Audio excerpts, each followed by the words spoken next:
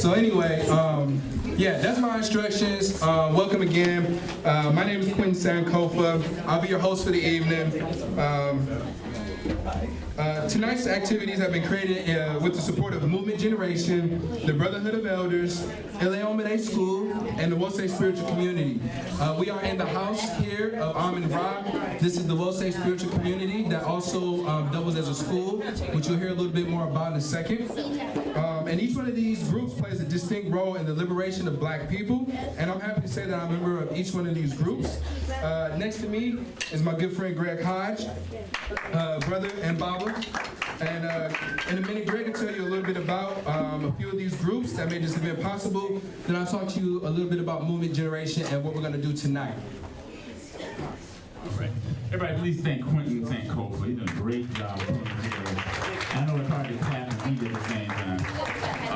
We want to welcome you again to the Wose community. We're a spiritual community that's been around since December 1980. And our primary mission is to worship and praise the God of our ancestors, known by many names to many different people around the world. Also to teach our history and learn our history, because often our story is not told in the way that we would tell our story. Thirdly, they have a social change, social justice agenda, so that work we do around children's issues or now the environment. We realize that indigenous people all over the world were essentially the original environmentalists. Those are the folks that now we're catching up to. We're trying to relearn what we already knew about balanced relationship, harmonious relationship with the planet. And then lastly, we always want to stay connected to our natural ecology. So during, for example, during the seasonal changes, during equinox and solstice seasons, we go out and have a worship celebrating out in the woods. We expose our children to silent meditations and walking meditations and ourselves. And so we invite you to come and worship with us on Sunday mornings from 10:30 to about 1 o'clock. We always have food. We're unapologetically Black and African folks, but we invite our friends and guests to come and be with us. So Wose is the spiritual house out of which grew Omode. Omode, Yoruba term for House of the Children, has been in existence now for 28 years. We have grown to be in a pre-K, We have grown to be a pre-K through 8th grade program.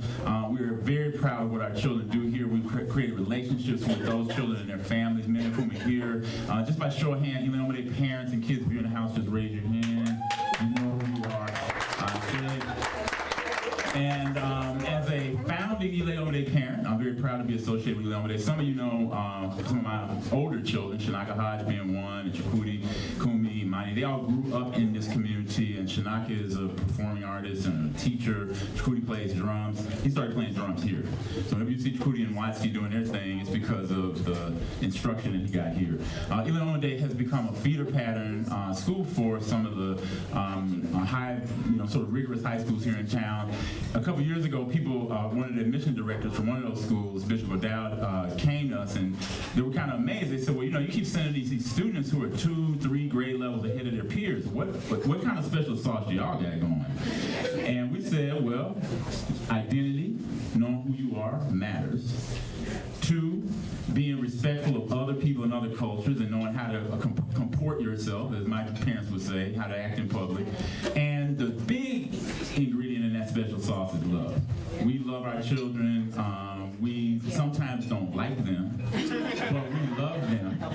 And so Omode is a sponsor of this event as well. And lastly, I want to talk just a moment about the Brotherhood of Elders Network, which is also a sponsor organization. And there are a few members from the Brotherhood tonight. I'm a member of that group, Brother Ron Shaw from Richmond. And just by show of hands, folks who are part of the Brotherhood of Elders Network who are in the house. There just be a couple of us tonight.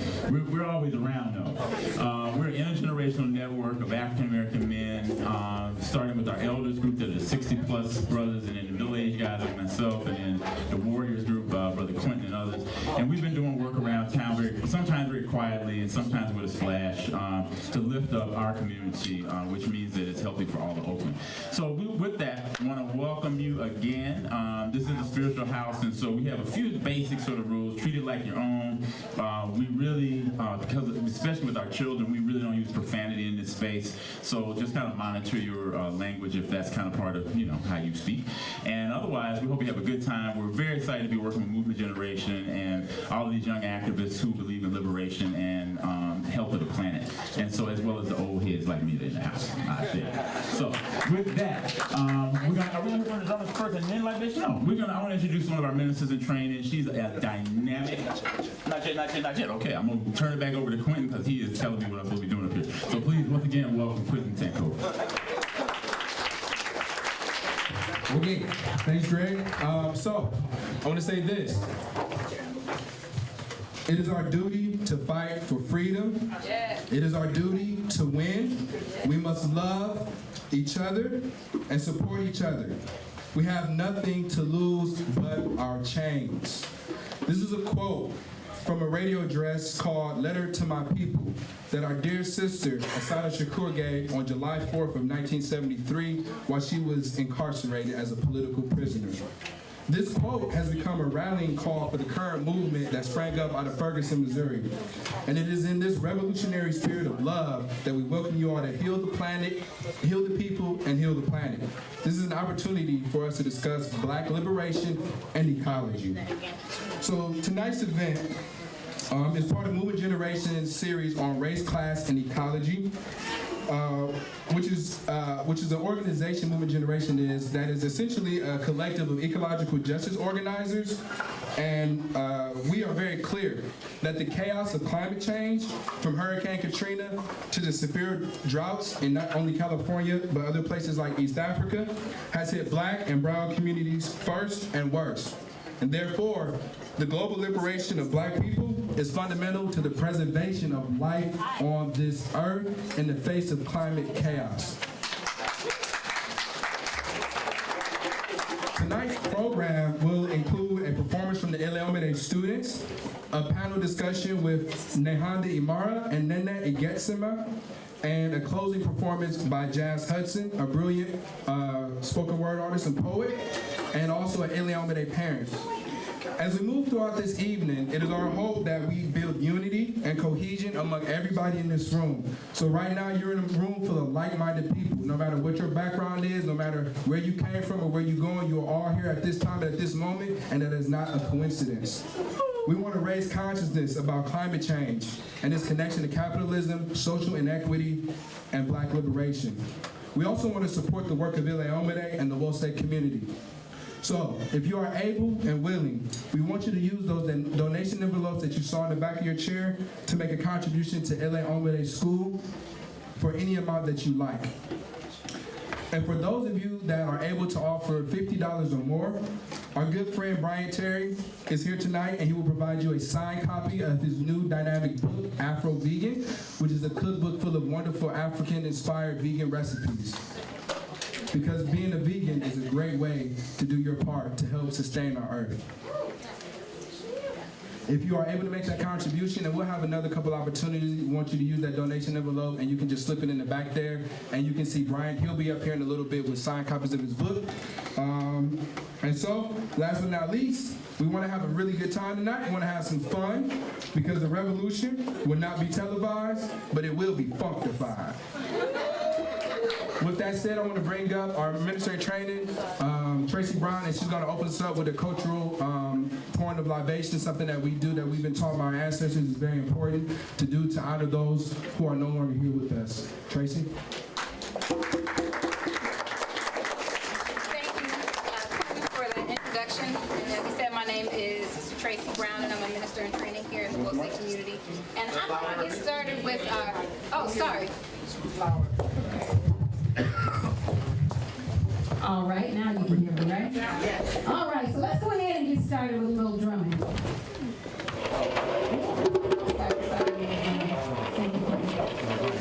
Yes. This one is soft.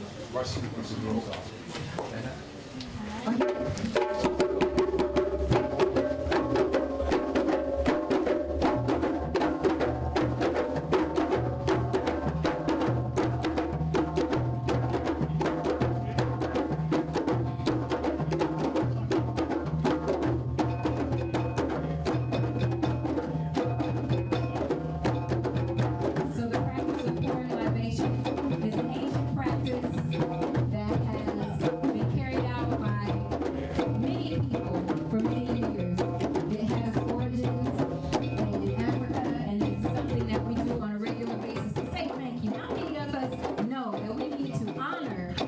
appreciate what we have so that we can continue to thrive. How many people know that?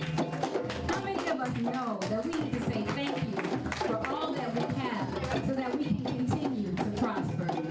We are not brand new around here, right?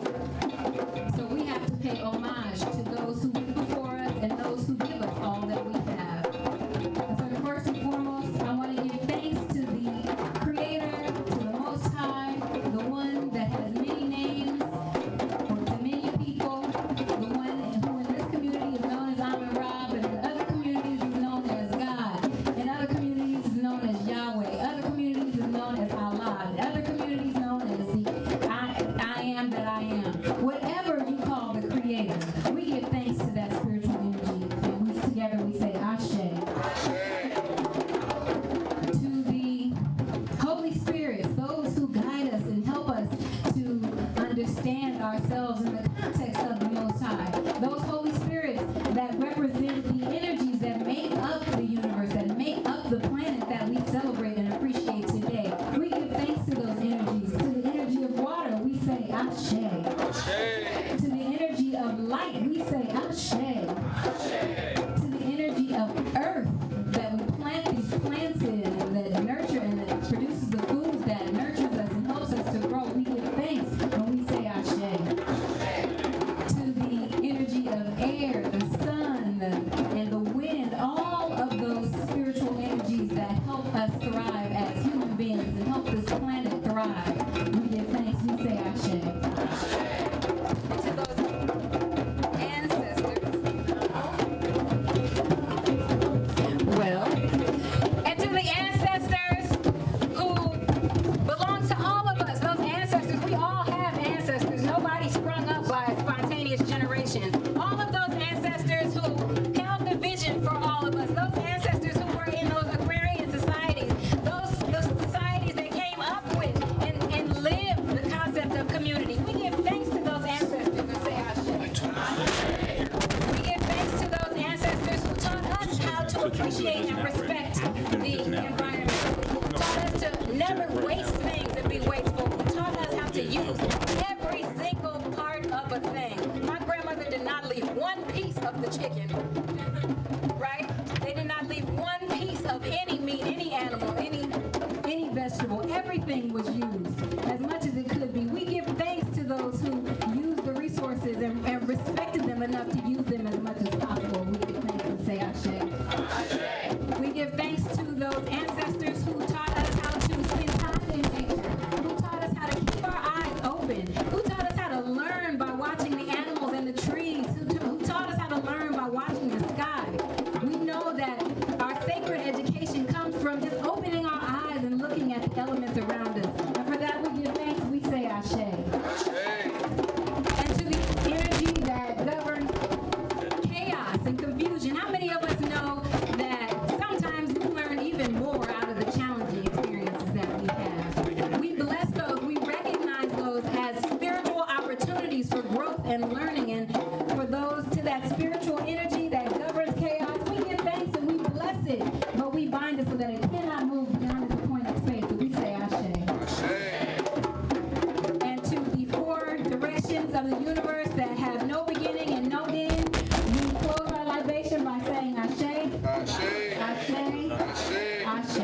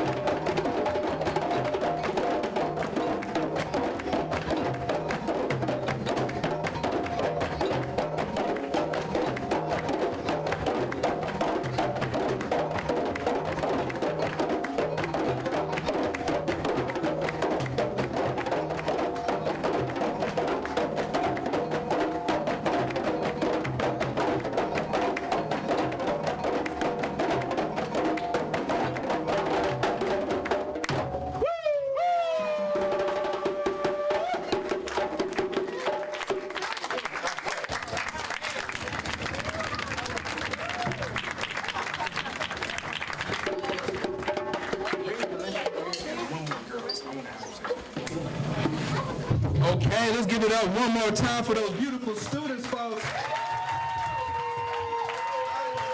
And then just a reminder, these children are not even in high school. Can you imagine the bad music they're gonna play the rest of their lives? This is the best representation I can give you all of why this school is important. For those of you that know our story and know our struggle, for many of us, this piece of our culture was stripped away from us along with other aspects of our identity, but we have taken that back today, and we have given it to our children, and they will be better for it, y'all. So we're going to transition to our next activity, which is going to be our panel. I'm going to invite my folks to come up and kind of try and get set up. We're also going to put 2 more rows up in front. So for folks who are standing in the back, if you are an elder, if you are someone who has a child or you are with child, we're going to invite you to come to the front. If you are young and able-bodied and you would like a seat, but there is not one, there's an overflow room upstairs on the 3rd floor where we're live streaming the event, so you can see in here as well. So while that happens, I'm just going to take this time to talk a little bit about Omode, and then I'll talk a little bit about our panel and why we chose to host this event on Black liberation and ecology. And I think the best way to really talk about Omode, which again is a Yoruba phrase that means house of the children. This is a school that goes from pre-K to 8th grade, and it's a place where we instill a strong sense of cultural pride, race esteem, and identity in our young children. We also have a very rigorous curriculum. I grew up in public schools, and I know often I was not really challenged. Some of my teachers thought that I was a pretty smart and wonderful student, but the expectations were pretty low. And I didn't see a lot of me reflected in that curriculum or in my instructors. But this is a different place, and I understand how important it is for our children now to get an education that I didn't get when I was growing up. But thankfully, through the rough periods of my education, I was able to persevere and make it to college where I was able to access some accurate information around what African people have done for the world and what Africa has meant to the world's development. But these children get to get that as soon as they step foot in our door. And so I want to invite you all to support this school tonight, but I want to ask Kalinde to come to the mic, if possible, if you're here. This is a young man I've gotten the chance to get to know a little bit about in my time here. I believe he's an 8th grader, yes. And so he's on his way out, so I would love to just get a little word from him on why he thinks this school is important and what it means to him. And I'd also like to invite one of the sisters who was dancing to come and say the same thing.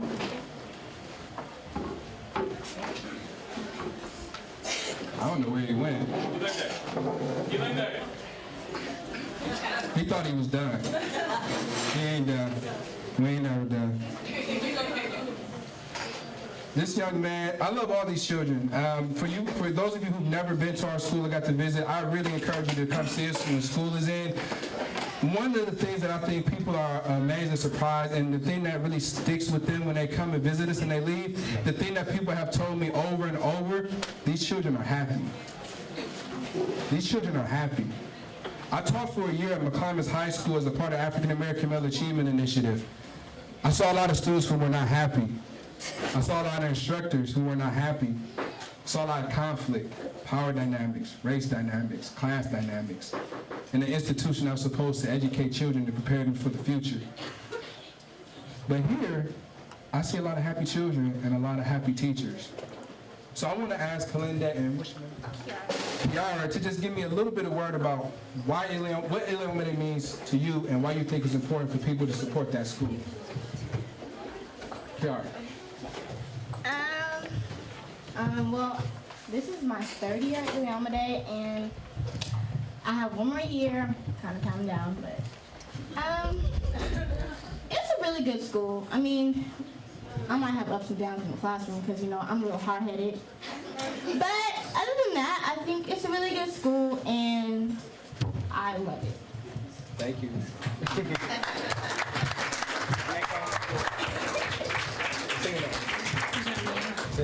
Oh, Nene.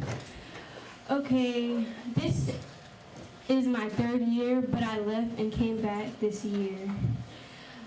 This school is very good. It gives very good education. And yes, as this is my last year I got 1 more year to go. And yeah, this is a pretty good school. What do you think the best thing about going here? The best thing about going here is Second, if that's what you the education of math, because at my old school I wasn't that good in math, but as I got here, I've gotten better, and that's what I think that's the best thing. Yeah. The question is, what does Omode mean to you, and what do you think is the best thing about the school? Okay, I'm good. All right, so Omode means to me because, well, number one, since it's an all-black school, I feel welcome. This is, even though me and my peers, and just in general, all you and Fuss and Fight, we're all a family, so it's very comfortable being here. I like being here with the teachers. They're open. You can come to them. Like, for example, Babaji, he's always harassing us about math. Yeah. Baba Bubukar, he's the strictest one out of everybody. Without coming to Omode, I wouldn't have found certain things I'm good at, like, for instance, the drumming, the American drum set, martial arts with Baba Bubukar, a lot of things. So I think the school has a lot to offer for black people. What do you think is the best thing about the school? What's the best thing? If you had to pick. If I had to pick, what's the best thing? I guess I'll just say the food. The food's the best thing here.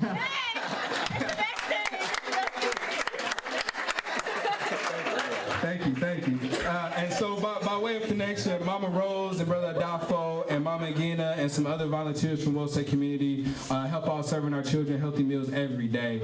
And we actually have a kitchen renovation project that is underway right now where we raise a significant amount of money to transform our kitchen so that we can be food safe and prepared for the next level.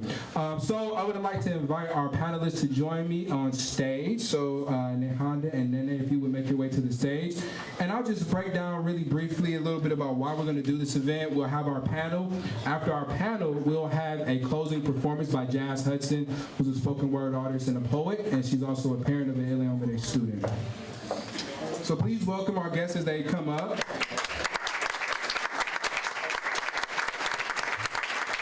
And just a couple of housekeeping things. For those of you who may not have saw, the bathrooms are located in the rear. We are still serving food, so that's great. It looks like it's still some there. Once the food just kind of goes, we'll put out some snacks for folks if you weren't able to get dinner. Sorry about that. But yeah, the bathrooms are in the back. They are male and female, but we don't really care about that. They have locks. They're only one single occupancy, so just go in and use it. That's more so for our school. It's like a, it's a code thing. Got to do that. Also, for my folks out here who are on social media, we are live tweeting and we're on Instagram and Facebook. And if you want to comment while you are on social media tonight to let people know, we're hosting some discussions using the hashtags of race, class, ecology, which are you can see those on the wall here on some butcher paper, and also Black Power Matters. So those are the two hashtags for us tonight. You can tag Movement Generation at Facebook. And you can follow us on Twitter at MoveGen. That's MoveGen. And on Instagram, we're at Movement Generation. So for those of you who are on Facebook, Twitter, Instagram tonight, please use those hashtags to kind of keep the conversation for those who didn't make it tonight. Also, there is some childcare available on the second floor, so if you have young ones that you want and you want them to go and have some activities and have some fun, we have two beautiful providers from Omode School who are upstairs doing children's activities, Mama Shante and Mama Kelly. So if you need help with childcare, you can just follow one of our volunteers upstairs.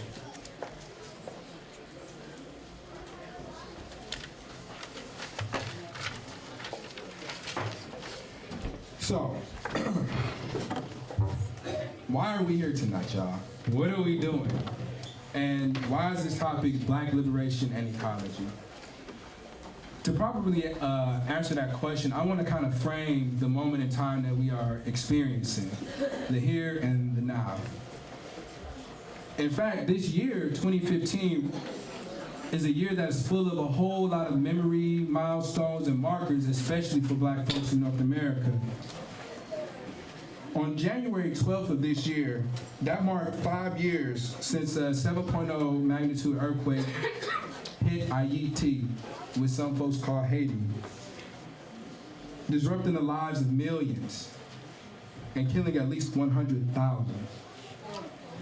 At least. That's a conservative estimate. This massive destruction was enhanced because of the historic neglect of Haiti and its people that they faced due to racism, colonialism, and capitalism from the U.S. and its European allies. January 31st of 2015, which I believe will happen next week, marks 150 years since the passage of the 13th Amendment to the U.S. Constitution, which prohibited the enslavement or involuntary servitude of people, except as a punishment for crime, which is really important considering we now live in the age of mass incarceration, where 40% of all federal prisoners are of African descent. April 20th of this year marks 5 years since the BP Deep Horizon oil spill that hit the Gulf Coast, causing hundreds of millions of gallons of oil to be spilled into the Gulf and contaminated hundreds of miles of land along the Gulf Coast. August 29th of this year marks 10 years since Hurricane Katrina hit the Gulf Coast and the levees broke in New Orleans. While each of these events are worthy to be studied and remembered, I want to focus here on Hurricane Katrina and New Orleans for a minute, because I really think it's a clear example of the deadly consequences that lie at the intersection of Black oppression and the chaos of climate change. I remember where I was when I first heard about the hurricane. It was my senior year of undergrad at Michigan State, and the semester had just begun. I was sitting in my physical geography class. I think it was like a Friday. And I remember the professor at the end of the class telling us about this hurricane that was brewing in the Caribbean. And I remember him saying that the waters in the Gulf Coast were unusually warm at this time, which was an effect of the overall warming of our planet. And that because of this, the hurricane that was brewing would get very strong over the weekend. And depending on where and when it hit land, it could be severe damage. Now, if my memory serves me correct, I think he specifically said, if this hits New Orleans, it could likely damage the levees and cause massive flooding. Now, New Orleans, or like my folk like to say, New Orleans, is a really special place to me for a lot of different reasons. I had the pleasure to visit New Orleans in 2004, and I got to really connect with the people and the culture. And so from then on, I had always really held a special place in my heart for New Orleans. So what my professor was telling me really hit home, and I was very much interested in the words that he was saying. So that weekend, I was really tuned in to all the weather reports and the hurricane tracking. And so by Sunday, August 28th, it had become clear that the hurricane was going to hit New Orleans. Mayor Ray Nagin declared a state of emergency and ordered a complete evacuation of the city. After watching his press conference, I became instantly worried and concerned for all the people in that region. I had never heard of an entire city being evacuated before. I went to bed fearing the worst. When I woke up the next day, I turned on the TV and I saw the news that the hurricane had hit. And shortly after, the levees broke and massive flooding ensued. My mind was not prepared for the things that I was witnessing.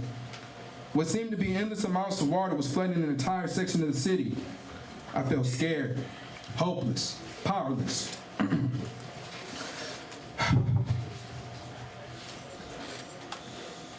I wondered, what are going to happen to those people? Where are they going to go? Where are they going to live? Are they going to be able to get somewhere safe? Little did I know that at that time, what began as a natural disaster, which we know the condition those levees were in was no natural disaster. Fueled by climate change, I didn't know at that time that would lead to an attempt by the state and its racist citizens to eliminate poor Black people in New Orleans through displacement, gentrification, and cold-blooded murder. As I watched the waters rise and the bodies pile up as high as the level of injustice in this country, I felt so hurt and angry. Watching Black people trapped on rooftops and caves in the sweltering heat of the Terror Dome, I was brought to tears. And then Kanye said what we all knew was true. George Bush and white America, for that purpose, doesn't care about black people. What he didn't say, that I've come to believe years later, is that they also don't care about Mother Earth. In the days, months, and years that followed Hurricane Katrina, I struggled to make sense of it all. Racism was not new to me as an organizer, but the extreme nature and the devastation caused by the hurricane and ensuing flooding was new to me. My professor said that the hurricane was so strong because of the unusually warm temperatures of the Gulf Coast, which he said was an effect of a warming planet caused by climate change. Those words stuck in my head, but it would be years before I found a place to deepen my understanding of what climate change meant for black people. In the fall of 2010, 5 years after Katrina, I attended Movement Generation's Justice and Ecology retreat. It was during this 6-day intensive experience where they helped organizers like myself connect the dots between climate change and the liberation of black people.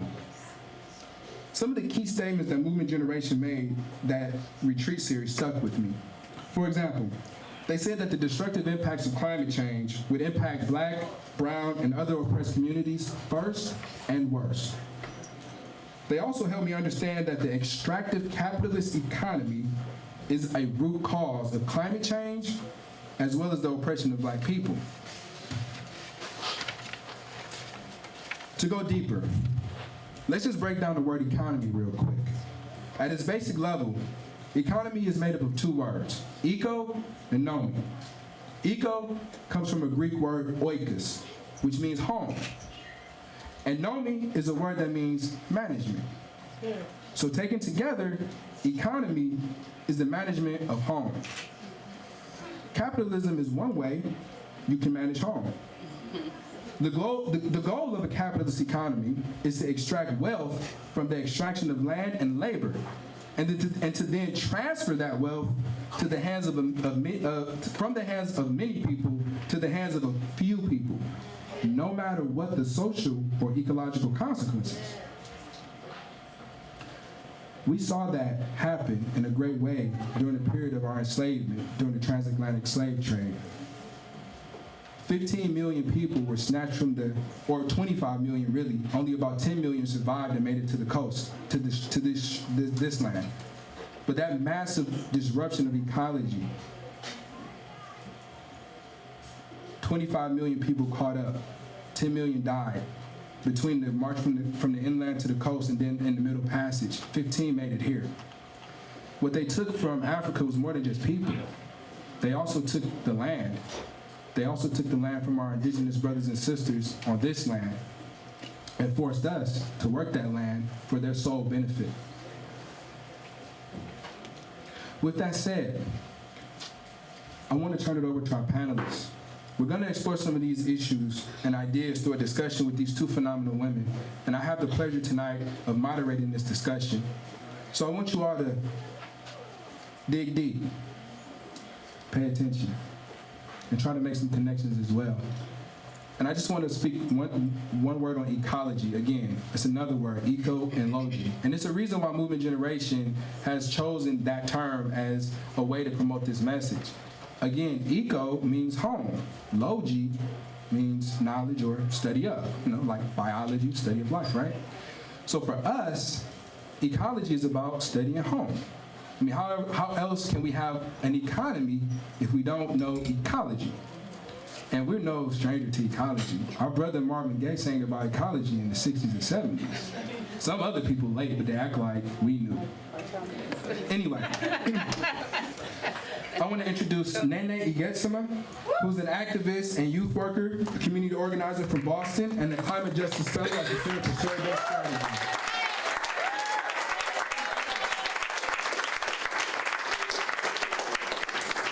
Nene is also a founding member of the Blackout Collective. All right. Which for those of you who may be unfamiliar, that is a direct action group that is responsible for the shutdown of BART on Black Friday.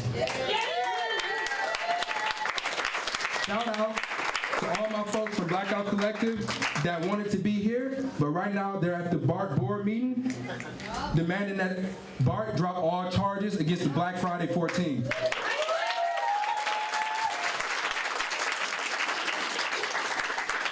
Nehanda Imara is a dedicated activist and environmental justice organizer with Communities for a Better Environment and an educator in African American Studies and Environmental Justice at Merritt College. Yeah.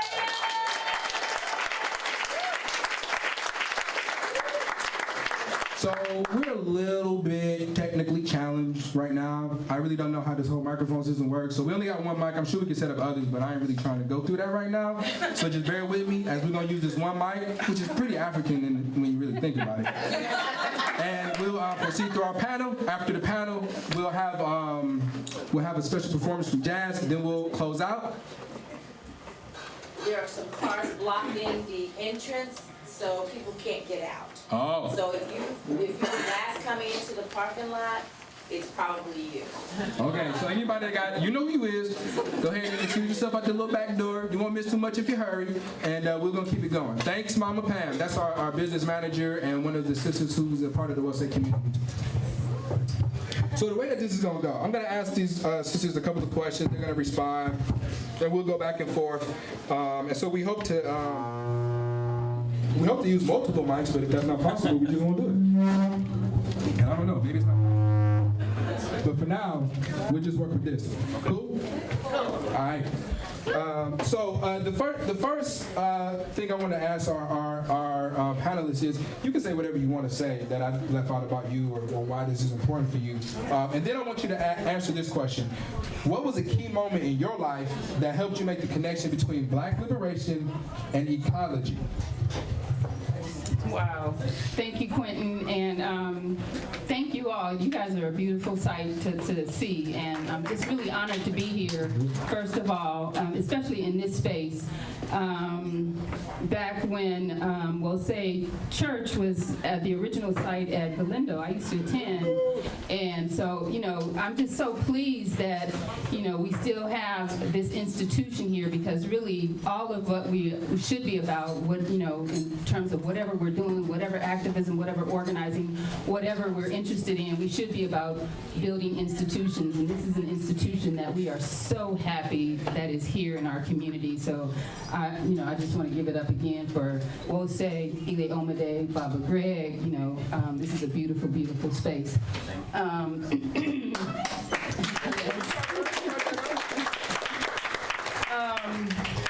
So the question was, how did I come into the connection between Black liberation and ecology? It's interesting, you almost stole one of my lines about the Marvin Gaye piece, but we'll get to that. So I've been at this for a long time. I was a student at San Jose State in the 70s, and I took my first environmental studies class. And at that time, it really opened my eyes up to my relationship to Mother Nature and Mother Earth. I actually quit smoking cigarettes because of that class. I stopped driving my car and started riding my bike everywhere. I started recycling and composting. I drove my family crazy, you know, because, you know, who are you? Why are you composting and taking bags of garbage to a community garden? I was doing this in the late 70s, so I've been at this for a minute. And so, but it wasn't until later in my college career, towards the end, when I was getting ready to graduate, that I got introduced to the Pan-African movement. So another one of my orientations that I bring to this table is I'm an active member of a Pan-African organization called the All African People's Revolutionary Party. And when I joined that organization, some of you may know one of our ancestors who is heading that organization for about 30 years, Brother Kwame Ture, Ashe, to the ancestors. And I joined this organization when I was a student at San Jose State. So here I was majoring in environmental studies, and then I came into this Black consciousness, and I was like going whale watching, and I'm like, save the whales, save my people. And so, I think early on, subconsciously, I was trying to voice this thing called environmental justice, but I had no name for it. Because in the environmental studies program that I was attending, they didn't teach environmental justice. And really in the 70s, that's when this movement was budding. When one of the biggest demonstrations of environmental activism was staged by black people in North Carolina and Warren County to stop, some of us know about that history, right? And, so 500 people got arrested for an environmental issue. And these were black folks in a rural part of North Carolina to stop poisonous PCBs from being dumped into landfills on their land. And so I wasn't learning about that in the program that I was in. And so, but here I was loving, I was a tree-hugging environmentalist. And I was a Black Power Pan-Africanist. And I'm trying to struggle with these issues on my own because there was no guidance. And so I think intuitively I knew that when you're talking about ecology, when you're talking about the environment, you're talking about land and resources. And when you're talking about Black liberation, you're talking about land, you're talking about resources. You cannot have liberation without land. And so in my Pan-Africanism, I'm learning about Malcolm X. There's no revolution without land. And so, where's our land? Africa. Whose land is this? The indigenous people. We have to have a relationship with this land, with our indigenous people, brothers and sisters who are still here. They have not become extinct. They're not extinct. And so, as I've moved into working with communities for a better environment for the last 7 years and teaching at Merritt College, I've really started to sharpen my understanding of how these two movements, the environmental justice movement, the movement to deal with this ecological crisis that we're in, and the movement to liberate African people and all oppressed people, that at the core of those two movements, as Quentin said, is the capitalist exploitation, the racism and the exploitation of land and people. And that's really at the core of both of these movements. And so I think the Black liberation movements of today, Black Lives Matters, and all this stuff going on, we really have to connect to these other movements because we can't have one without the other. Having a connection to land, not just knowing where your ancestors come from, but knowing where your food comes from. A lot of our youth living in these food deserts have no idea where the food comes from. They think there's some kind of food factory behind Walmart or something. And so, having a relationship with land is a relationship with your culture. It's a relationship with your spirit. So these are some of the connections. The last thing I'll say for this 1 minute wrap up that I have on this question is, at the peak of the Black Power movement in the 70s and the beginnings of the environmental movement, there was a man called Marvin Gaye who wrote, I think, the best album ever called What's Going On. And how many of us know the full title of that song, Mercy, Mercy Me? I know you know it. Mercy, Mercy Me. The Ecology is the name of that song. And when you read the lyrics, it's like, this brother, he was, I think I have them here. I don't know if I have time enough to read all of them. Maybe not all. Things ain't what they used to be. Where did all the blue skies go? Poison is the wind that blows from the north, south, and east. Oil wasted on the ocean and upon the seas. Fish full of mercury. Mercy me. Things ain't what they used to be. Radiation underground and in the sky. Animals and birds who live nearby dying. When I play this song for my students, they're like, I heard my mama singing that song, but I never knew what those words were. So to me, let's give thanks for Marvin Gaye. And mercy.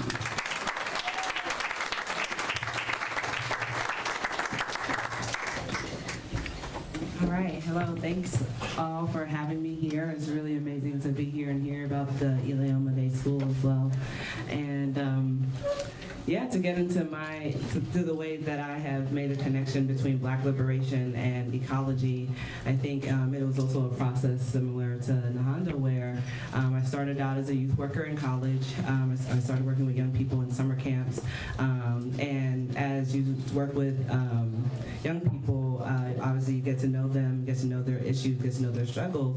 And I grew up in a household that had a lot of domestic violence in it, and working with young people who face systemic violence along with other kinds of violence, you see the similar responses of anger, of apathy, of helplessness, but also of like sheer determination to like fix and address the things that are going on in their communities. And so I became a youth organizer working with young people in Boston around different issues, from transportation to juvenile justice to youth jobs. And as a youth worker, a lot of my role is around popular and political education, curriculum development.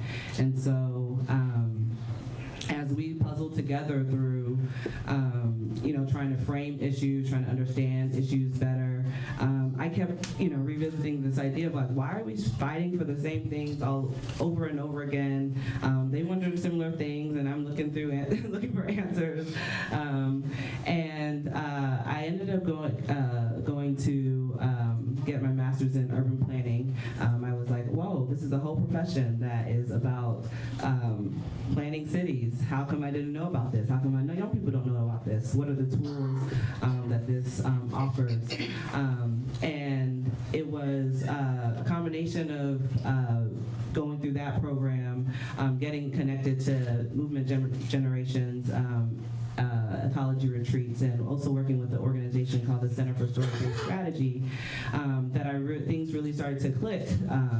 That one, I never really learned history. 2, I never really learned science. And 3, we aren't given this education for the real reason that it doesn't really matter for the system that we live in. To know about the ecology, like I remember learning the word ecosystem. I remember learning what flora was, which is like the natural plants, and I remember learning about fauna, which is like the animals, and it didn't mean anything to me. I remember learning about the Constitution and the Federalist Papers, and all of these things were like things to learn and memorize, but didn't have any real application to my life. Because the decisions about those things are not in our hands. And so the frame of ecology and ecosystem and what that means for Black liberation, I think, really clicked because an ecosystem implies a real relationship, a give and take, a system that really relies on itself and has balance. And people have to act in order to create that balance. And without that, the desire to act, without the knowledge that we have to act, then we have a system like the one that we have now where that power is out of our hands. And so it's in trying to translate these concepts and work with my young people, some of whom have been doing environmental justice organizing their whole lives, that I really have come to understand more and more this idea of the violence that our current system imparts on people and how that's a real requirement. People fight for their families, they fight for their livelihoods, and without the kind of violence that's maintained by the system, then it wouldn't be able to maintain its hold. And so that's really how, that's really where I've come to kind of understand it. Connecting it with Blackout, I got the opportunity to go to Ferguson in October and work with some of the young people who were doing the demonstrations in front of the police department. And the power of direct action to reconnect the impetus to act, and the impetus to resist to the larger systemic forces, I think, is a really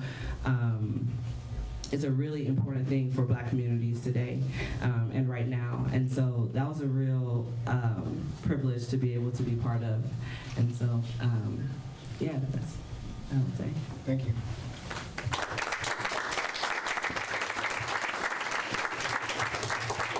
So this just real quick.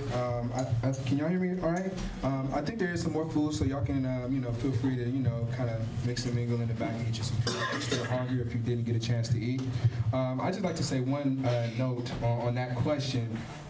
Obviously, I shared my personal story with you all earlier, but I think it's really important to understand that for me, really what it boils down to is that when our ancestors was taken from their homeland in Africa and transported here to work a land that was unfamiliar under the most racist, oppressive conditions humanity has seen, what that did for white America and Europe really, and then white America later, was create an enormous amount of wealth. Enormous amount of wealth. And what they did with that wealth is basically fund the Industrial Revolution. There's no coincidence. On the backs of our labor, they collected a massive amount of money, and they also collected a massive amount of natural resources, both in this country and on the continent of Africa, especially in the Congo, which is a situation that we're still facing today, and that legacy. But this immense amount of wealth created the capital needed to fund the Industrial Revolution. And that Industrial Revolution is really what's at the heart of the problems that we're facing today. The fact that they can take this money and then put people to work and exploit their labor so that they can then exploit the earth should not be taken lightly. So, I don't want us to get into this whole thing where we think, oh, we're broke just because we're broke and we ain't never had nothing and we ain't never gonna have nothing. No, that's not the situation. It was a deliberate attempt to take wealth from our people and the people of this land and then use that wealth for some of the most destructive things ever known in human history. So, my next question for you all is, what are some of the things you all think black people in general, especially, and everybody in general needs to know about our connection to land, climate change, justice, and ecology? And y'all can, answer in whatever time you like. So I think that one of the most important things I know in when I'm teaching is that to understand that we have a connection to the land, and that this thing called the environment and this thing called ecology is not something that is foreign to us, is new to us. That, as you just said, that when African people were brought here and to many other places in the diaspora, that we came with an environmental sensibility, we came with knowledge, we came with understanding of how to work the land. And even though we had that negative experience of being enslaved in many parts of this world, in the Caribbean, in America, and South America, that negative experience, while it may cause some, conflict psychologically with not wanting to go back on that land, it's similar to a lot of immigrant farming communities that, the youth might not want to think about, you want me to do what? You want me to go work on a farm? And, my family, were forced to work in these negative immigrant farming conditions. And so on the one hand, we do have this sort of negative history and this psychological memory and emotional memory that a lot of it is in our DNA, remembering those negative things. But we also have to remember that when we were brought here, and the indigenous people of this land, that they hold on to so much important ecological and environmental knowledge that is going to be important for healing the planet. And we need to be able to be in a space and in a relationship with each other and the land to remember that knowledge and to remember the George Washington Carvers, who was more than just a peanut butter man. He had a serious understanding of ecological systems, and that these are things in our history that we need to connect. And so I think it's important, again, to know that this stuff is not foreign to our culture. It's a part of who we are. And in some place, when we're in these urban spaces, sometimes it feels a little alien to talk about, honoring the land the way we used to. But even pouring libations, it's an attempt to connect us back to the land. When you're pouring, the reason sisters pouring it into the soil is to make that connection with us and the ancestors and the land. But when we're in these urban places, sometimes it's a little bit harder to see those connections. And so I think one of the most important things is for us to know that we have these connections and that these connections are still alive and real, and that we need to nurture them. I see Baba Greg left. He and I were a part of a delegation in 2013, December. We spent a month in Bahia, Brazil, which some of us affectionately call Little Africa. And I was just amazed at learning what the little bit that I learned about the candomblé traditions, the original African spiritual practices of candomblé. And what we were told, and I know Baba Greg knows a lot more about this than I do, that the orishas, Yemanya, you know, the ocean, and Oshun, you know, the sweet waters and the rivers, these are not deities or gods. These are us bringing our African culture to understand that Mother Nature is a powerful energy source that we need to respect, and we need to honor, and we need to worship every day. And so I think these are some of the things that we need to reteach ourselves when we're not in places and spaces like Bahia or Haiti, or places that still understand that we have this connection. We need to reconnect to some of those kind of cultural and spiritual practices, especially with our indigenous native brothers and sisters who are doing some of those practices here in this land.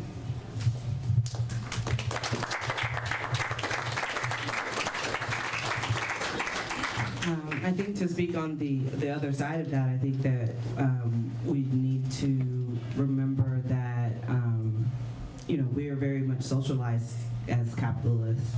Even the way we organize sometimes can be capitalist and neoliberal, and it's individualistic. And I think that it's really important to see that the fight that we have to wage is not only societal but also internal, and in the ways that we engage with each other, the ways that we take care of ourselves and our families. I think that the other part, in terms of the connection between everything that Quentin said, is that there are, the way that there's this, so solutions are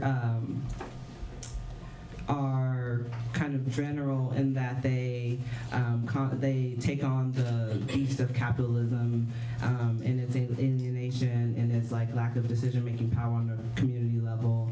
But they also are very different. They're also going to be very different depending on different places, because as Nehanda was saying, like it's about the relationship with land, and land looks different in different places.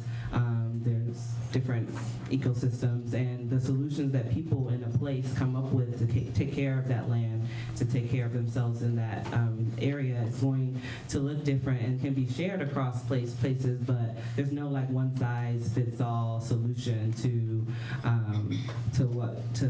capitalism, to the ecological crisis, and to Black liberation. It's going to look different depending on the communities that come together to fight for it. And so I think that that's something that's important to remember. Yeah. Cool. Thank you. So I'm gonna ask probably like one or two more questions, and then I'm gonna ask like one or two more questions, and then we're gonna invite Jazz up to perform. This sister, I called her on like maybe Monday or Tuesday, just say, look, Jazz, you know, we're gonna have you at this part of the program. This is what we're doing. What you want to spit for us? She answered the phone and she's like, hello.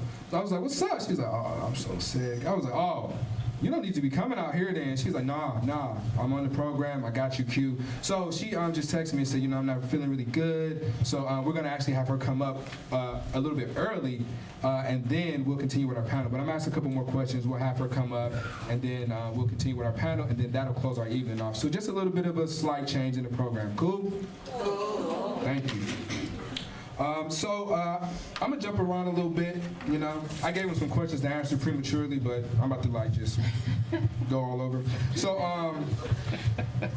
one thing that's really interesting to me in this moment that we're seeing a whole lot of people across the country stand up and say that Black Lives Matter, and we see a lot of women in our community who are standing up and saying that Black men matter as well, and the police brutality that they're experiencing, as well as the women face as well, it needs to come to an end.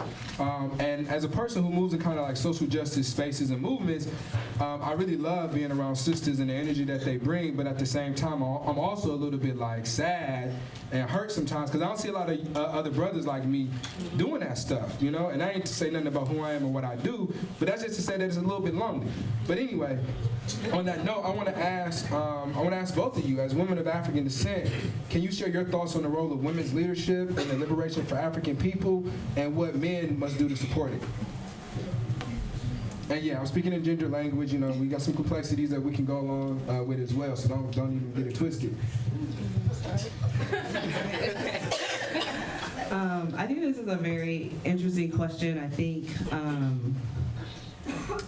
don't think that it's a coincidence that the leadership that you're seeing now from the Black Lives Movement is predominantly women, predominantly queer women, queer Black women. Or non-gender conforming or non-male folks, and I think that I have had the thought that when we as women decide to fight for ourselves, that's when, I think that this moment is super crucial and super important, but I think that there's the culture shift in terms of where we really need to see ourselves in order to bring down capitalism, in order to really fight the individualistic, extractive nature of capitalism. I think that the culture shift that's required really requires embodying like a different ethos, a different way of being in the world, one that's more loving, one that's more nurturing, one that shows care in different ways, and a lot of which is associated with the femininity, with the maternal. And I think that when women decide to fight for ourselves and we find ourselves worthy to fight for, it's going to be because we've recognized that, and the sky's the limit at that point.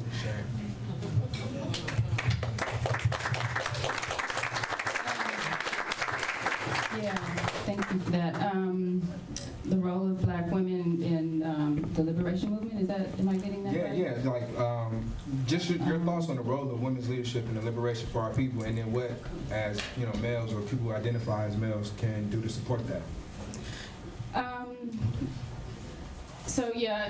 I always, when I'm thinking about how to answer your questions, I go to history, and so I'm thinking about, again, just the historical kind of cultural role that women in general have played, African women have played historically in society. We were the first farmers, and so we've always been playing complementary roles in society alongside men, and we've always had a close relationship with land. And so, moving forward in time, in history, the civil rights movement, the 1960s Black Power movement, understanding the dominant narrative is always going to be a patriarchal narrative, it's always going to be a male-dominant narrative. We cannot get it twisted that in all of these movements, African women, Black women have been side by side, shoulder to shoulder, front, center, side, behind in these movements, even if our names weren't named. I know Selma's the big, buzz. I haven't seen it. You guys, some of you have seen it, I'm sure, but there were some women's names who were elevated, and there were definitely some who weren't. Ella Baker, I understand, was not mentioned in the film, and we know when we talk about the Black Power movement that there would be no SNCC, Student Nonviolent Coordinating Council, without Ella Baker. And so, the sisters have always been there, and we're there today in this Black Lives Matters. And I think, my understanding is that when they're saying Black Lives Matter, they're saying all of us, the brothers, the sisters, the straight, the queer, all of the disabled, all of our lives matter. And so it's being inclusive. And what I understand about African culture, we've always been inclusive. We always have looked at our complementary roles as elders, as youth, as women, as men, as, having different roles, but complementary roles. And so at this point in the movement, with so many of our men dying, obviously it's hurting and paining the women who are connected to these men who are being died. And of course, women and other folks are also being targeted by this state-sponsored terrorist violence, police violence against the community.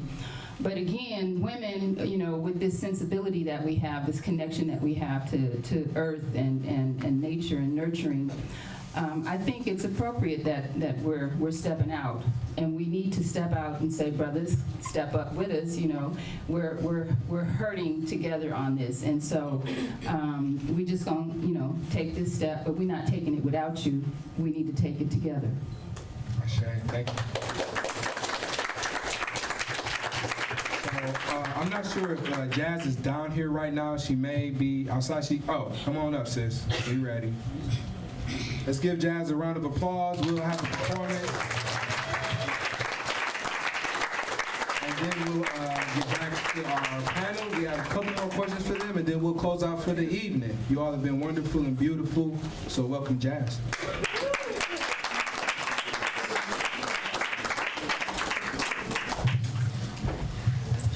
Peace, peace. How's everybody doing? Good. Right. Usually I don't use a microphone, but I know everybody's gonna cover their face when they say this, but I've been in the house for the past 4 days with the flu. I've been in the house for the past 4 days with the flu. Usually I don't use a microphone, but today I am going to use a microphone, and so it's my first day outside and back to work and in better health and good spirits.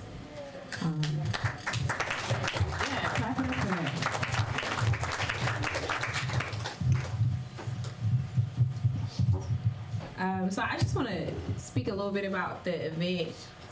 One, I'm happy that I could be here at Omode and speak to the change that I see here and the impact that this community makes. As stated, I'm a mother here. My son is in the 2nd grade. His name is Nassar. He's 7 years old.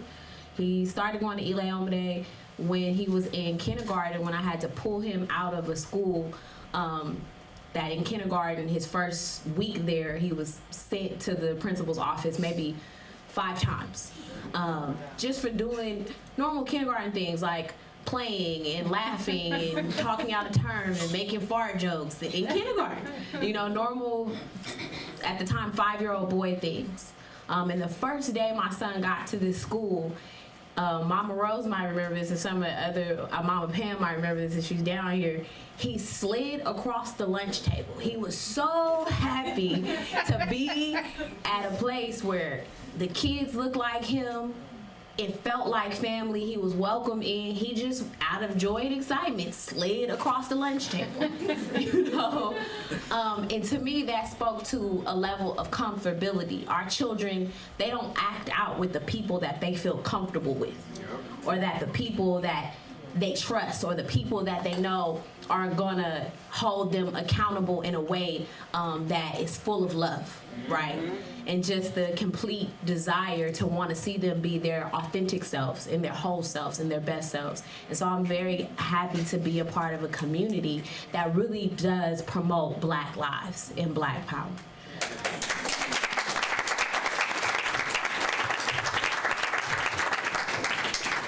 So I have 2 pieces. The first piece, Brother Q told me we were going to be talking about the state of our planet and our homeland and the impacts that we're making. I'm a huge Octavia Butler fan. Any Octavia Butler? And I'll just paraphrase a quote from Octavia Butler. She said, "All that you touch, you change. And everything you change changes you." And the only lasting change is God. And I'll add in that the only lasting change is love. That when I just look around, I work at Youth Uprising. I am a case manager there and a curriculum developer, and I also teach inside of Juvenile Hall with the Alameda County Office of Education. And right before the new year came in, one of my young people were killed. And I just thought about the Stevie Wonder song, the world needs love today. Love needs love today, you know. And I was like, man, love is really in need of love today. And the fact that we could quote Marvin Gaye or we can quote Stevie Wonder when that song came out and it's still relevant today.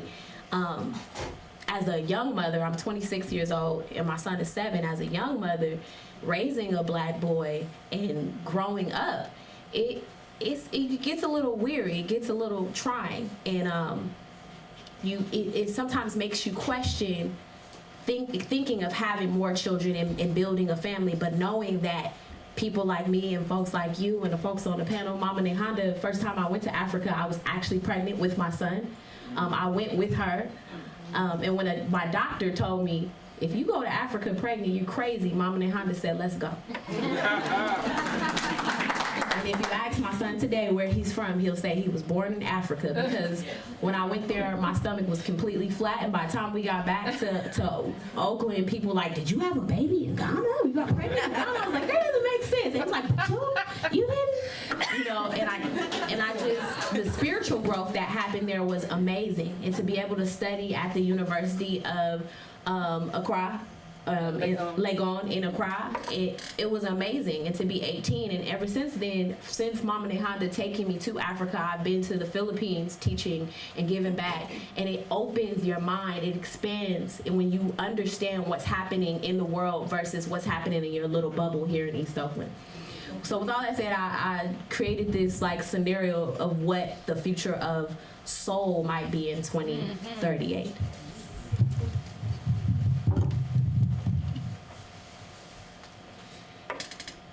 In this world, time is like a flow of water, occasionally displaced by a bit of debris, a passing breeze now and then.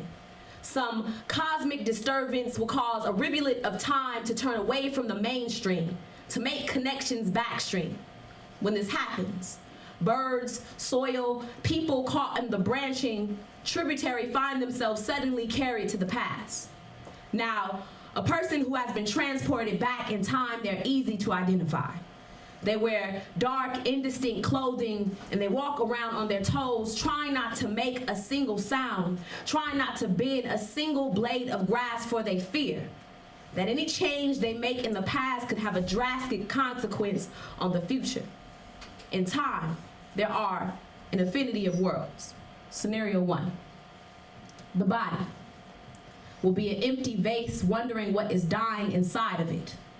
A wilting flower that knows thirst as second language, asking, who abandoned this spirit in this foster home I know as earth? Was it the men who made haunted houses out of country? You see, you are what you consume. And everything around me is so barren now. Is this why I only know how to mimic something empty? Scenario 2. Things haven't changed much. The hopeless become just as relic as the fearless. The hopeful become archaeologists. The archaeologists create exhibits. The exhibits aim to replenish. Everyone wants to study, to recreate, to grow, make cycles, make impacts, leave something behind, learn, teach, repeat. Scenario 3. You should see what blossoms from folks' mouths now. Fluorescent tongues that make the sun proud, encourages others to keep their home as solid as their spines. You see, they only know how to speak in sustainable positive feedback loops. It's etched in their blood, and they only refer to each other's skin as history. Peace.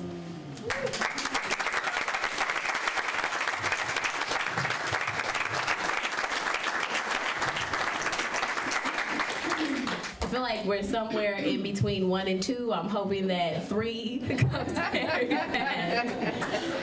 I mean, I actually see 3 in these children here. I feel like our children are balls of light. Like, you know, they come to teach us the lessons that we are to learn in life, and that's 3 for me.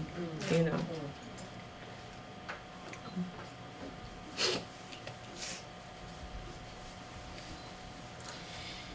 You died, I cried, and got up a little stronger and a lot more deadly.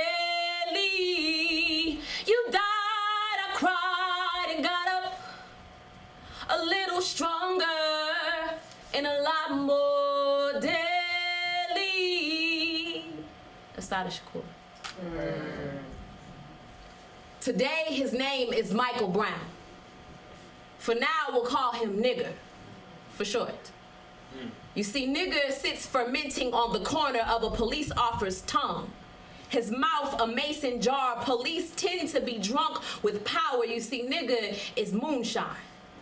Is the contraband that is brewed in white bellies and smuggled into this country. All the more reason for police to swallow Nigger whole. All the more reason to make Nigger disappear. You see, there's always a list of reasons as to why the nigger is dangerous. He had a tribe, and they all took up space on a corner. The music in his car was as loud as his heartbeat. He made enough money to keep a decent home with locked doors. You see, the nigger robbed a store and stole something worth his blood, worth his life. You see, he should have been ready to pay. What he was stealing would have just made him more belligerent, more niggerish. The nigger is troubled. You see, the nigger is at risk. He is a delinquent. He fit the description. He didn't, but he could have. He should have. And still, when the eyes of his family create a river keeping his casket afloat for the rest of us to see, the same white bellies that brewed this nigger and swallowed him to death poke holes in his casket until it sinks deep enough to smother the smell of his corpse.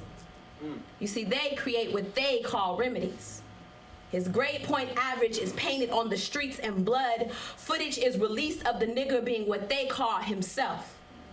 The nigger's family is apologized to. A foundation may be made in the nigger's name. The nigger may be painted on a mural, and we'll call it quits. For a few years, a few weeks, a few days, until the next time we're called nigger in broad daylight, called nigger while celebrating was rightfully ours, but yet we still can't keep. Called nigger on the 5 o'clock news in our living rooms. Before we can mourn the last love lost, we are called nigger to keep us mourning. Today, he was 18. I am 26. My son is 7. I am told this age is a danger zone. It is a black market where boys like my son and him will disappear. I am told we won't reach an age that isn't one. Today, like so many others, his name read nigger. And I can hand you another obituary. I can hand you another t-shirt, another hashtag, another hoodie. And I can give you a different date and time. You see, the same death wished upon me, I wished upon the validity of this truth. I wish to unknow this symbiosis of violence. I wish to not be moonshine. And I wish to not be another nigger. You died, I cried, and got up a little stronger and a lot more deadly. Peace. Thank you.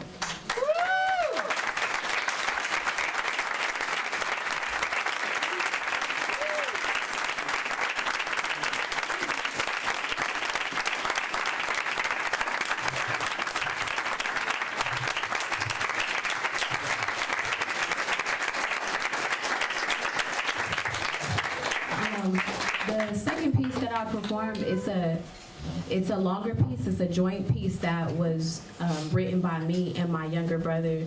well, he was my mentee, and now I call him my little brother, Joshua Merchant. And so I always like to give honor to people that inspire me to write and that I work and create things with. And I think it's somewhere online. You can find like the full version of me and him performing it. But I just wanted to note that. Thank you all. Have a nice night.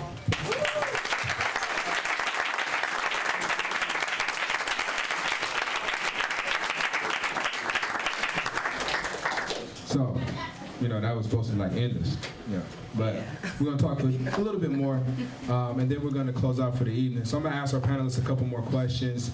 For those of you who may not be able to stick around past 8 o'clock, I encourage you to check out our brother Brian Terry's Afro-Vegan book. He is on hand to provide signed copies for anyone that would like to make a donation to Omode of at least $50. You'll get a free signed copy of his book. You can make those donations using your donation envelope, but if you have like a debit card, you can write your numbers on that envelope as well if you don't have cash or your checkbook. So I have a couple questions for our panelists, and then we'll close out this evening. Nehanda, this is great because Jazz was just talking about your trips to West Africa, in particular Ghana. So I just wanted to ask you, as someone who travels to West Africa frequently, what kind of conversations are folks having there around climate change and ecology?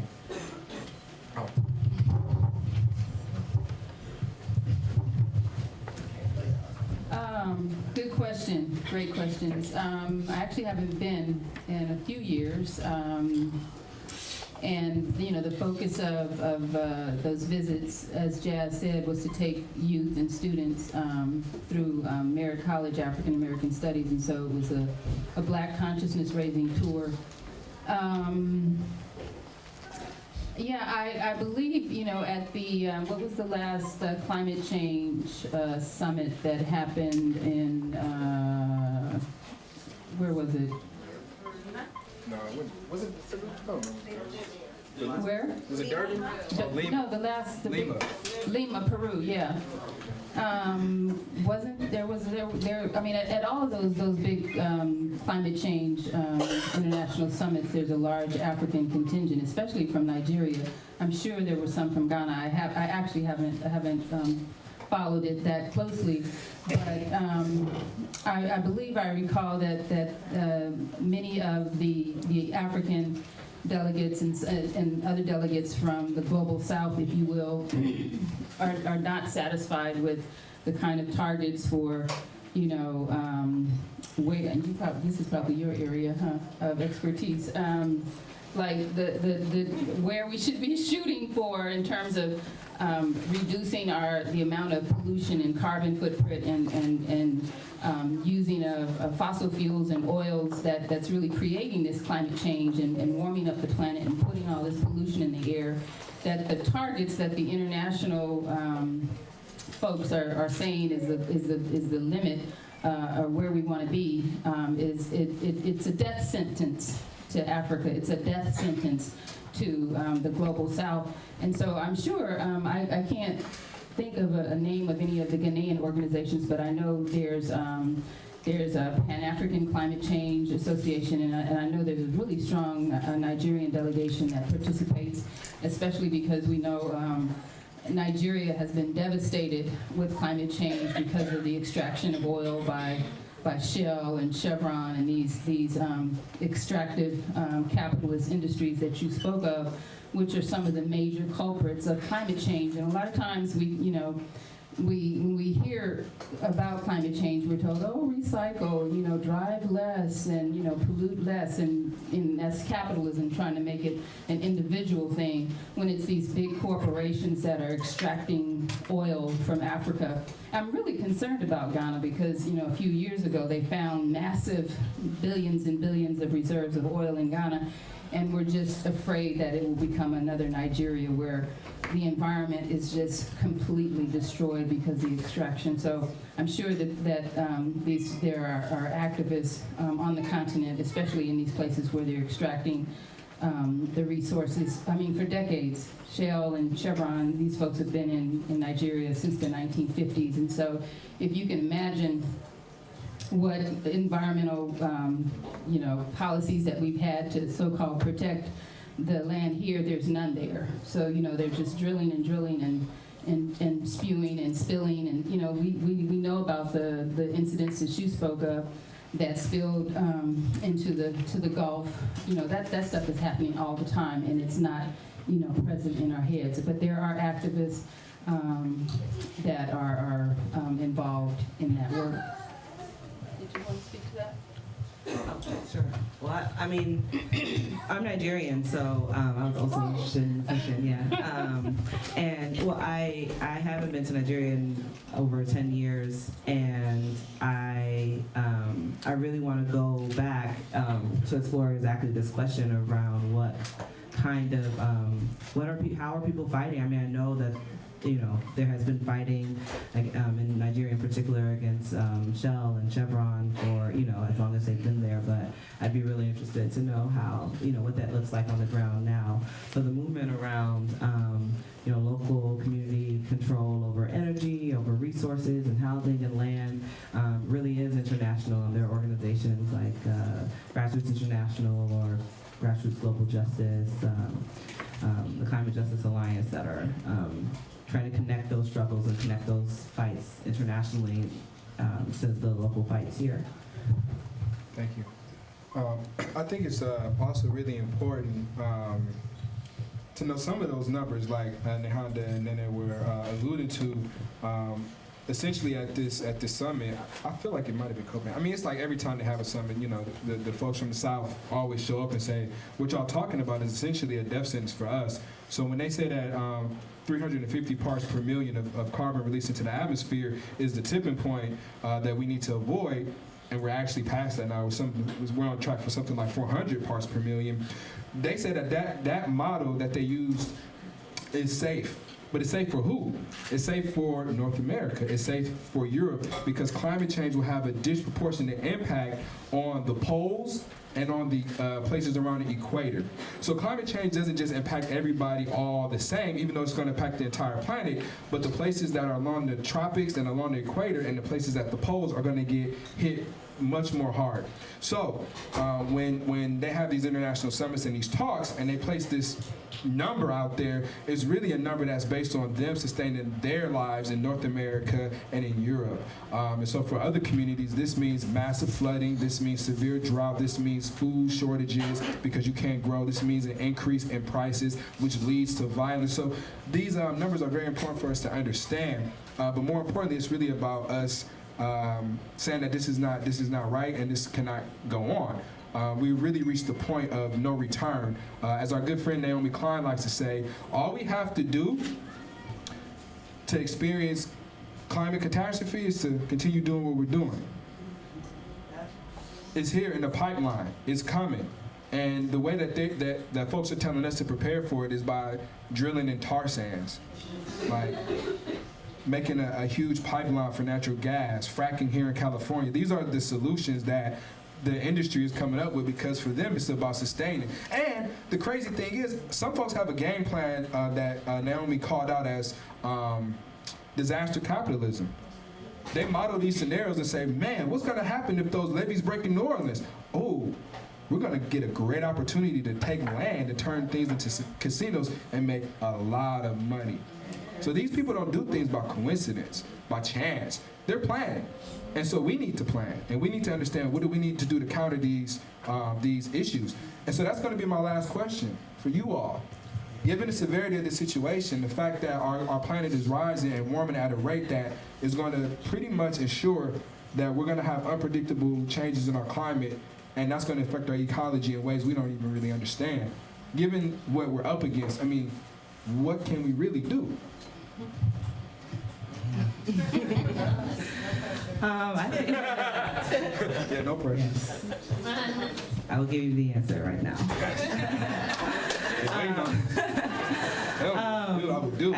I think that there's a lot that we can and should be doing. I think that what's really important that I've seen is that there is more connection between all of the different things that people have been doing for years and decades and centuries to fight capitalism capitalism, the connection between economic development and finance and democratic institution building and direct action and organizing, I think really needs to coalesce and for people to really believe that we can do it. I think that there's like an underlying sense that like this is really big, it's too big, it's not something that like it's that I have to, that I can do anything about. And I think that you know, I think we need to slow down. I think that we need to like take time and love each other and hang out and get to know each other in a very real way, because I think that those foundations of relationships are what we have to build our institutions on. I think that, you know, all of the decision-making, you know, institutions that exist right now completely take out the human connection and to, you know, the connections that we have to each other, and those are what inform our decision making. You know, if you need housing, I know you need housing because we know each other, and I'm gonna put in my vote for you to get your housing. And so I think, you know, I think that we need to take stock of like what exactly we need as we get to know each other, and then I think that we need to take action that you know, gets the control of resources back into our hands, and whether that's direct action or covert action or whatever it is. I think that we're going to run up against the system that that denies us control over the things that we need to survive, and that that's going to be the point where we have to make a choice about what we want to do. And so as we are taking these different actions, I think that it's important also to connect the actions that we're taking to each other, so that the narrative around community-owned, community control over resources, around you know, little d democracy, if you will, is built up into something that can challenge the current dominant narrative that there are no alternatives, that this is just the way it is and the way that it'll always have to be.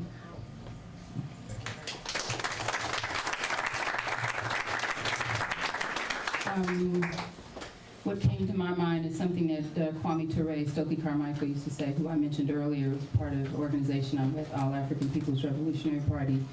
Organize, organize, organize. We cannot do anything without being organized, without organization. Oakland is a beautiful place. There are hundreds of organizations. Movement Generations is a beautiful organization. Join it, become a part of it. Ask them to come to your school, to your church, to your community organization to do a workshop on climate change, so that you understand how it is going to impact this part of the world, and what you might need to be doing right now collectively to get prepared for that. I work with Communities for a Better Environment. I'm an organizer. I have some information here if you're interested in learning about what we're doing. Right in our backyards, there's a big land use development project called Coliseum City. Anybody heard of it? And so it's going to create some of the things that were talked about tonight if we don't get involved in shaping it to say that it should have some community benefits, some environmental protection, some climate change and energy reductions in that plan to develop that space, which is one of the biggest development projects that's going to be coming probably to California in decades. And it's about land again. It's about developing this land for who's in. And so it could potentially bring more pollution. That's going to bring more climate change. And so right now, you know, right here in East Oakland, you know, if we want, you know, this project to bring affordable housing, if we want this project to bring good jobs, if we want this project to not bring more pollution, we have to get involved in these things. We have to get organized. We have to join one of these many organizations that, you know, on any given weekend, there's 1,000 things going on in Oakland and 1,000 organizations. How many of us are inside of those organizations as members working and doing this work? And if you are, join another one. And if you already are, you know, again, ask CBE, ask Movement Generation, ask Ile Omode to come in and bring this information into your space so that we can get more people organized. We're not going to get any of this done, folks, unless we work together collectively, unless we organize.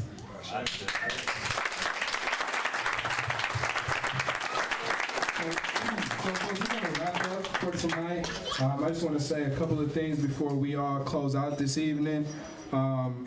Really, what this boils down to, what I hope you all have been able to get out this this event tonight, is that the liberation of African people is at the heart of the movement for a better planet. That's really what this boils down to. And by definition, the liberation of our people is a liberation of all people. So we all benefit. This is not about don't do this, don't do that. This is about doing more of what you know is right. This is about spending more time with your family, not more time at work. This is about you not having a boss, having a role in society, not just a job that exploits you. So really, it's about us doing the things that we know is right, and the things that we know make us feel good and make us happy. That's really what it boils down to at the end of the day. So I'm going to leave you with this, folks. And thank you all, sincerely, from the bottom of my heart. Thank you all for coming out tonight and spending this evening with us. I do want to say a couple things. One, you have an evaluation form. We would love your feedback. This is our first Black Liberation and Ecology topic for our race class and ecology series. So we'd love to get your thoughts on what worked for you, what's unclear for you, and how we can do this again and do it better. I also want to make an announcement for those of you who, you know, hella hardcore. Maybe y'all got kids, maybe y'all kids old enough to go to sleep on their own. Mine is not. So the Black Friday 14 folks have reached out to us and said that they're now doing the public comments at the meeting, and they could really use some support. So if you happen to be someone who can make it to the BART board meeting to give those brothers and sisters especially some support as they demand that BART drop the charges against them, we would really love for you all to stand in solidarity with those folks. So if you got any evaluation sheet and you fill it out, drop it off at the back table with my sister Carla. Please check out and chat with Brian Terry. If you aren't able to make a contribution to Omode tonight, that's okay. I think the brother can still hook you up with a purchase of the book. Y'all can negotiate and figure that out. But I'm going to leave you with this, and I hope you all have a beautiful, wonderful night, and we'll have all power to the people. It is our duty to fight for freedom. It is our duty to win. We must love each other and support each other. We have nothing to lose but our chains. Peace.